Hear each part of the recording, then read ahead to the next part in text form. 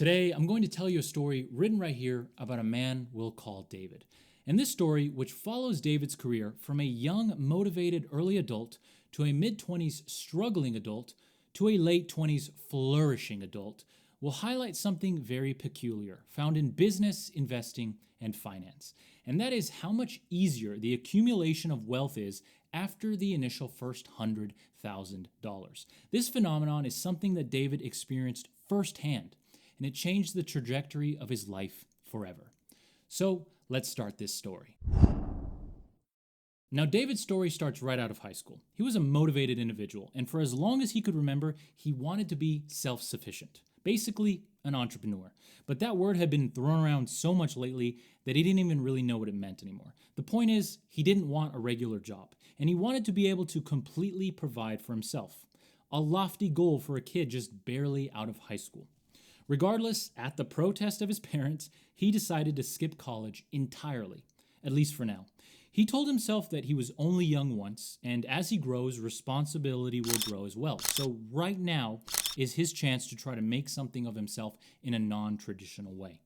So he gave himself until 25 to try really hard to create something, a business, an investing career, a service, something, anything that would give him what he truly wanted, financial freedom at a young age. Now, for David, that didn't mean fancy cars or huge houses. For such a young age, he was pretty smart. And to him, he knew true financial freedom was time freedom more than anything. So he did some research on how much money he would need to have in order to generate enough returns to make a full-time passive income. And for David, that basically meant $75,000 per year, which is nowadays basically the median household income. If he could make $75,000 per year passively, he would consider that a success.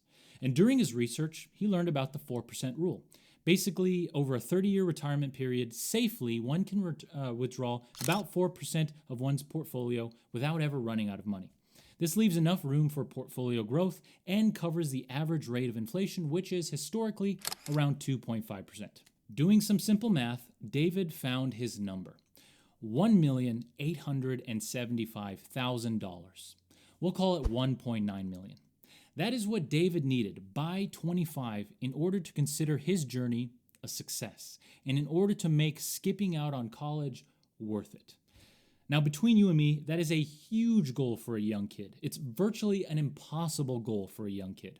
And if you look at the average net worths of 25-year-olds, it's nowhere near that. And in fact, to be in the top 1% of 25-year-olds, you need a net worth of $300,000. So basically, David wanted to be in a fraction of the 1%, which already surely included a large portion of people who inherited their money. So between you and me, if I were a betting man, the odds were heavily stacked against him. And his parents agreed. They wanted to support their son, but at the same time, waiting 7 years to even begin college, in their opinion, seemed plain and simple dumb. So they themselves added another goal, or more like a friendly threat, for David. Get a job of some sort by 19, or they would stop supporting him financially. Harsh, but understandable. So that's exactly what David did. He got a job as a Monday through Friday day shift at a local storage unit facility. Now, this job at the time barely paid above minimum wage at $10 an hour. And honestly, David thought he was going to hate it and be really bored. Little did he know the lessons he would learn there. And more important, how much time he'd have as the front desk person at a storage facility. And he would use this time wisely to research and learn. Not only that, he would have many short conversations with the store owner of the facility, a man in his late 50s. He was everything David wanted to be. He was a true entrepreneur. He owned 2 storage unit facilities, 3 rental properties, and even at one point a convenience store, but he had sold it recently, a few years ago, at a pretty good profit, a profit he was now currently using to get into something relatively new at the time, Airbnb. He told David he wasn't sure if this new app was viable, but he liked being a first mover, and he had owned a vacation rental during his 40s near the local lake, which did pretty well. This person, Kevin, shortly became David's role model, and it invigorated him further that it truly was possible. Little did David know, though, that many, many hard challenges were ahead of him. The first one started just a couple of months later. You see, David had a lot of free time, and he used that free time to research all sorts of different business models that he was dying to get into. The problem is most of them required one thing that he didn't have, and that was capital, baby. And unfortunately for him, no bank, no investor was going to lend to a kid fresh out of high school with zero experience, working at his local storage unit, who couldn't even put together a business proposal. So with 99% of businesses eliminated because of the lack of capital, he turned to the two things that he could start with his relatively small savings of $1,200. Sell a product online or start a service-based business. And this is where David would make his first fatal mistake. A mistake that would quickly compound by bad luck that would lead him to unfortunately struggle for the most of his early 20s. And that was picking the wrong choice out of these two. Now, as someone with a finance degree looking inward into these two choices, online business or starting a service-based business, the clear winner for someone with virtually no capital is a service-based business. But for Kevin, selling a product online was actually the more enticing choice. Why? Well, one main reason. He didn't actually have to go anywhere to build it. He could build it right here on his computer while getting paid to run this ghost town of a front desk. People literally barely came into the office as every unit had a keypad and a gate code to get in. So to Kevin, the choice was obvious between starting a service-based business, which would basically mean he would have to quit here since he worked a 9 to 5, Monday through Friday, to be able to actually provide any service that he started, and an online business, which he could start while working. Now, to me, from a financial standpoint, the service-based business is the clear winner because there is almost no costs involved, and the costs that do exist usually don't start until you actually get clients. Think lawn care, cleaning, power washing, phone and computer assistance, etc. I digress. To David, the security of being able to keep his job, whether real or not, made him choose selling a product online. Fine. Can you make money doing this? Yes. But do you need a knowledge of advertising, strong branding, a good product, a good website, and the list goes on? Also, yes. To David, who basically grew up on the internet, though, all this seemed easy peasy. So he did what every new entrepreneur would do. He picked a generic product, threw together a website in less than a couple of hours, and created a business account on each of the social media platforms to run ads. All in all, website, cost of running ads, cost of the first batch of product, which in this case were t-shirts, cost David close to $500 in the first 2 weeks. Not much by most standards, but for him, it was a gamble with almost half his savings. And it was a gamble that unfortunately would not pay off. Not a single sale. Maybe easy for us to say, duh, no business experience, no knowledge of how to create or run a proper advertisement, no brand building. But hey, all great things do have humble beginnings. Now for David, it wasn't that clear, and it didn't feel like that. For David, this was his first attempt at some form of entrepreneurship, and it was a complete and utter failure. One that would be compounded more by something out of his control. His 10-year-old car, which his parents had gifted him for high school, broke down. And the cost to repair? $727. He had no choice but to repair it, though. He needed to get to work, and he didn't have the credit nor the income to buy a new one. That, plus the close to $500 spent on his business, virtually wiped out his savings. This crushed David's spirits, as it would anyone young. And Kevin, the storage unit owner, saw this the next time that he came in, and he did what any decent man with more business experience would do. He told him to stop being a little bitch, get over it, and try again. He also did chuckle kindly and told him that no one's first business actually works out. And this joking and reassurance did restore David's spirits. Maybe a little bit too much, because over the next 4 years, David would try and fail and try again, all while continuing to work the front desk at this storage facility. He tried everything. Amazon FBA, Shopify, dropshipping, and he finally even tried a service-based business, lawn care. They all failed in one way or another. Some, like the Amazon FBA business, did actually generate him revenue, but the revenue wasn't high enough over expenses to make it viable. And the lawn care business did actually generate a profit. Not much, but some over the 6 months he ran it. Not much profit, mostly because he still worked at the storage facility and offering lawn care only on the weekends when most people are usually home and have to listen to the noise of the lawnmowers ruining their Saturday coffee isn't really a winning business proposition. But it did make him money, some money. And while all the business failures built his character and taught him lessons, the lawn care business made him realize the most profound lesson of them all. Fear holds you back. Fear is what kept David attached to his job at the storage facility. Fear is what narrowed his vision because he was afraid to lose this small source of income. Seeing the lawn care business actually generate money, even with a losing business proposition, really was the kick David needed to make a change. To make a change or risk proving his parents right, that not going to college was a total waste of time. So, after more than 4 years of failing and almost 5 years at the front desk, he shook the hand of his first mentor, Kevin, and he put his 2 weeks' notice. Now, most bosses would have seen this negatively, but not Kevin. Kevin peeled back a small grin. He didn't know where life would take David next, but he had seen him persevere through failure after failure, and because of that tenacity, he knew David would be all right. And 2 weeks later, David was done with his first job and his first real chapter in adulthood. And while he was really motivated, he didn't really have much to show for after almost 5 years out of high school. He still had the same beat-up car, he was still living at home, and over that time his savings had barely grown to $4,800. What he did have, though, was not tangible, and that was life lessons, failures to learn from, and a new confidence one develops, of course, after getting beat down and somehow continually getting back up. And most important of all, David had direction.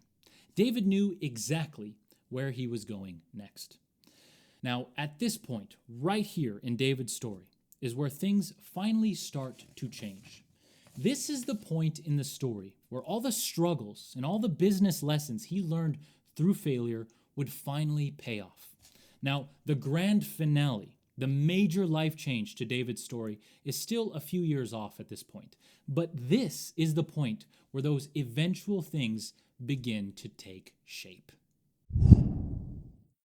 Now, David didn't really have much time to make his move.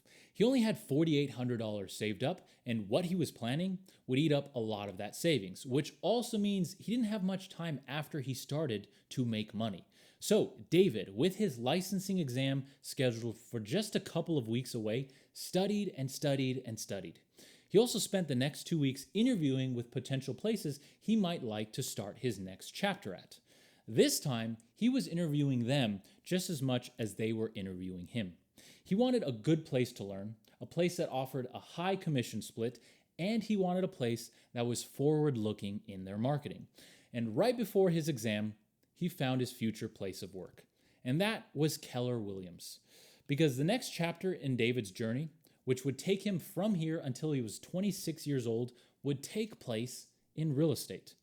You see, David learned one thing above all else in his previous chapter of life, and he learned it during his lawn care business, and that was that he was charismatic, and he was very, very good at sales.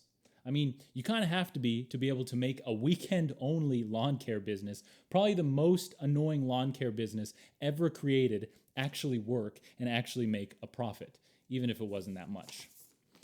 Now, David planned to take these natural sales skills, which he had also sharpened by the many, many business failures and books he read with the high amount of free time that he had at his previous job. He planned on taking these sales skills and putting them to work in an industry which he felt had opportunity. Now, the opportunity came because at the time, most real estate agents just didn't understand how important social media actually was, or how to run an advertisement online, or how to connect with an internet audience. David, though, did. And on top of this, a few months ago, he had casually talked to a real estate agent at a grocery store. And when he had heard that the commissions could be anywhere from $5,000 to $10,000 on average for a house sale in his area, his mind literally couldn't fathom it. This conversation we now know weighed heavily on David's mind for months prior to leaving his previous job, and it was one of the final pushes that he needed to finally take that next step. So, as the days burned by, exam day finally came, and David, well prepared, passed on his first try. Since he knew he was in a race against the clock when it came to savings, which, by the way, had been chewed down a couple of $1,000s for licensing, realtor dues, and exam prep, since he knew he was in a race against the clock, he had already taken professional photos and he had already started getting his desk set up at his broker's office, who did warn him that if he didn't pass, he would have to take his stuff back home. But he knew he was going to pass. Call it confidence, overconfidence, whatever. The point is, he did pass and he was ready to hit the ground running. And he definitely did. He held open houses every Saturday and every Sunday at whoever's listing was available each weekend. He door knocked, he talked to everyone, and his secret sauce, he marketed online. Something that now is very common, just a few years ago was almost non-existent, especially in David's smallish town. And all this combined worked flawlessly. Usually it can take an agent anywhere from a few months to a year to close their first deal. Not David. Within 30 days, he had 4 clients, all on the buyer side, all looking to close on a home soon. Remember, interest rates were a lot better at this time than they are now, which is over 7%. Within 2 months, David had closed 2 homes, one for $375,000 and another for $285,000. And what did he make? Just a little under $13,000. For David, this was literally game-changing money. Never in his entire life had he made so much money so quickly. So much money that, for the next couple of years, David honestly all but forgot the end goal to this whole journey. $1.9 million, the amount needed to retire or to be able to work at will. From 23 to 26, David worked in real estate. And while obviously there was good times and there was bad times, for the most part, David crushed it as much as a small town agent could. Remember, David wasn't in LA or New York, so while he was doing really good, he wasn't making millions of dollars as a top agent would in a large city. But he was doing good. Over those 3 years, his savings grew from just a few $1,000s when he started, remember $4,800, to over $100,000. And that's after taxes and after his personal expenses, which obviously went up as it would for any young kid making good money. And up until now, you could say that David was pretty successful. He made good money, had a new car, bought his own house, albeit very small at 800 square feet, and his parents were also very proud, and now started to look at him with more respect, and even joked about it, how he proved them wrong and that they were worried there for a little bit. I mean, for a 26-year-old, he was doing really well, but something happened when he saw his savings hit that $100,000 mark. It's almost like he remembered a ghost he had forgotten. He heard his own voice in his own head, just repeating over and over, 1.9 million, 1.9 million, 1.9 million, and everything came rushing back. His initial goal of 1.9 million flooded his head like a long-lost high school love that he had forgotten about. It wiped the smile right off his face. 1.9 million by 25. That is what he would have considered successful. That was the original measuring stick. And in that moment, while to everyone else he was a success, in that moment to himself, he felt like a failure. With $100,000 in savings, he was less than 5% to his original goal. The original goal was freedom, not money. And for the last 3 years, those two goals seemed to mix together, and he lost sight of the original target. For the next couple of weeks, this ate at him. I could have just gone to college and gotten a good job afterwards, and I would be in the exact same position, he thought. Or I could have just started real estate right out of high school, not wasted 4 years pursuing a business, and I'd have even more money, he also thought. And slowly, over those 2 weeks, because of this single memory, his demeanor became more and more somber. But that's okay, because I'm here to tell you that this story does have a good ending, and we're getting very close to that, and it will all start to make sense to us and to David in chapter 3. One morning, David woke up as usual for the last 2 weeks, grumpy, and he poured his morning coffee and he walked over to the window, and lo and behold, it was a beautiful day, which was actually kind of weird because the weather app had said it was going to rain all day long. So David instead decided to drink his coffee outside on his little porch in front of his little but very nice cottage and enjoy the morning. And that's exactly what he did. And as he sat there looking at the beautiful morning, he realized something. Every business he had tried to start all those years ago ended up failing, not because those businesses couldn't work. They failed because at the time, he had no fucking idea what he was doing. And as he sat there, he realized that he now very much did know what he was doing. Maybe not in everything, but when it came to sales, online marketing, and advertising, he did. And he also had one more thing that he didn't have all those years ago: money. He was always cornered because he didn't have money. No money to invest. No money to rely on if something failed. No money to scale ads. No money to hire designers to create an actual unique product. He had no money, and that was a huge limiting factor. But things were different now. He did have money, and he had the experience to finally do something with it. And actually, about 18 months ago, he had thought of a product that he knew firsthand would do really well, specifically for realtors. Custom marketing signs. Everyone used the same generic branded signs: for sale signs, open house signs, signs for their cars, signs.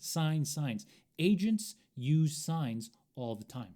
And he knew, because of the lessons he learned in online marketing, that if agents and brokers were given the option to customize their signs with cool graphics, most of them would.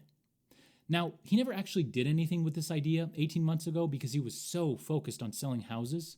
But now, sitting on his porch after 2 weeks of being constantly self-reminded that he wasn't anywhere near his goal, now was the time to actually do something with that idea. So he did. And not to spoil the story too much, but it did very well. And what he experienced in the following 12 months was the true power of having that first $100,000. All the lessons he learned over the years were valuable. All the failures he had definitely were because of the lack of skills. But having that $100,000 to begin with, probably even back then, would have changed the outcome of some of those failed businesses. The broken down car? No problem. Quitting the first job to pursue a lawn care business? No problem. Being able to take marketing and advertising risks without the fear of not being able to pay the bills next month? No problem. And the greatest of all, seeing most of his $100,000 sit in exchange-traded funds and a couple of high-yield CDs means that he was seeing firsthand how $100,000 could generate anywhere from $8,000 to $10,000 every single year on returns. That's damn near almost as much as he made at his first job. And if he didn't have to worry about compounding that $100,000, it meant that he had $8,000 to $10,000 every single year to try his hand at business. That first $100,000 gave him flexibility and backing. And yes, maybe you only need $10,000 or $25,000 to actually do this, but that first $100,000 made the compounding return on investment actually meaningful enough to use it for business, as opposed to the return on $10,000 or $25,000. And even ignoring the investment returns, he could start a full-fledged business and still have $75,000 or more saved up, ready to use, ready to fall back on if needed. That first $100,000 and the benefits that came with it would go on to change his life over the next 2 years through the creation of his signs business. That business would go on to become the go-to signs printing shop for all real estate agents in his town and the town next over. And after the first year in business, he expanded to include any signs for any local business, real estate or not. And even though that initial signs business probably could have been created on $25,000, maybe even $10,000, having that first $100,000 gave him the confidence to take risks without having to risk it all. That signs business over the next couple of years would propel David into the current chapter in life.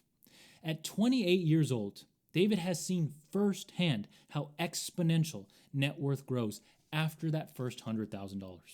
His net worth in these last 2 years has 5x'd precisely because of that signs business. And while David didn't accomplish his original goal of $1.9 million by 25, he is on track to have a liquid net worth of close to $1 million by 30. And every single $100,000 he's added to his net worth has come easier than the previous because money scales. He now has more money sitting in ETFs generating more return per year. He now has more capital to purchase higher quality, more efficient printing machines, which allows him to have a higher profit margin while simultaneously lowering his prices. All of this because money scales. That first $100,000 took David close to 8 years to save up, but the next $400,000, only 2 years. And the next $500,000 after that, which will put him close to $1 million of liquid net worth, he's on track to do that in less than 2 years. So he may not have hit his original goal of $1.9 million by 25. But to David, that's okay, because at his current trajectory, he is confident that he will blow right through that original goal soon enough. And to him, that does feel like a real success. Now, David attributes this exponential growth almost entirely to his first $100,000. And while it took him failure after failure and detour after detour and 8 long years to get here, he is proud of how far he's come. And to him, the only thing that he would change about his journey, if he could go back in time, he would have instead made getting his first $100,000 as fast as possible his original goal all those years ago. Because he now knows, after all of this, that was the most difficult target of them all.